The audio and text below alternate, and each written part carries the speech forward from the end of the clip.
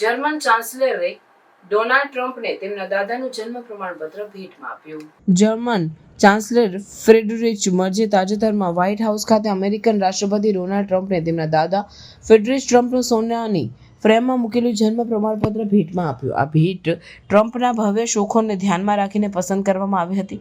ફ્રેડરિચ Trump 1869માં જર્મનીના કાર્લસ્ટાડમાં જન્મ્યા હતા અને 1885માં અમેરિકામાં સ્થાયી થયા. તેમણે ત્યાં રેસ્ટોરાં અને હોટેલ વ્યવસાય શરૂ કરીને સફળતા મેળવી હતી. આ ભેટ ટ્રમ્પના જર્મન મૂળને યાદ અપાવતી હતી. મુલાકાત દરમિયાન ટ્રમ્પે ડી-ડે વિશે જર્મની માટે સુખદ દિવસ નહોતો એવી ટિપ્પણી કરી, જેનાથી વાતચીત થોડી અસહજ બની. ચાન્સેલર મર્ઝે તેમને યાદ અપાવ્યું કે 6 જૂને ડી-ડેની 81મી વર્ષગાંઠ છે, જે યુરોપને નાઝી નિયંત્રણમાંથી મુક્ત કરાવવાનું મહત્વપૂર્ણ ઘટનાક્રમ હતું. મર્ઝે અમેરિકાના યોગદાન માટે આભાર વ્યક્ત કર્યો અને રશિયા-યુક્રેન યુદ્ધના નિરાકરણ માટે સહયોગની જરૂરિયાત પર ભાર મૂક્યો. મુલાકાત દરમિયાન ટ્રમ્પે યુક્રેન યુદ્ધને બાળકોની લડાઈ સાથે સરખાવી, જેનાથી ચર્ચા વધુ વિવાદાસ્પદ બની.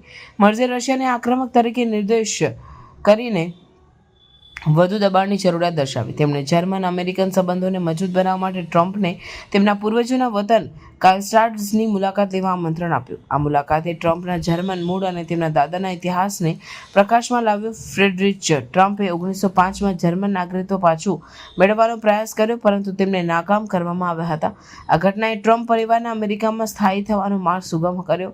આ મુલાકાતે બંને દેશો વચ્ચેના સંબંધોને વધુ મજબૂત બનાવવા માટેના પ્રયાસોને વધુ વેગ મળ્યો.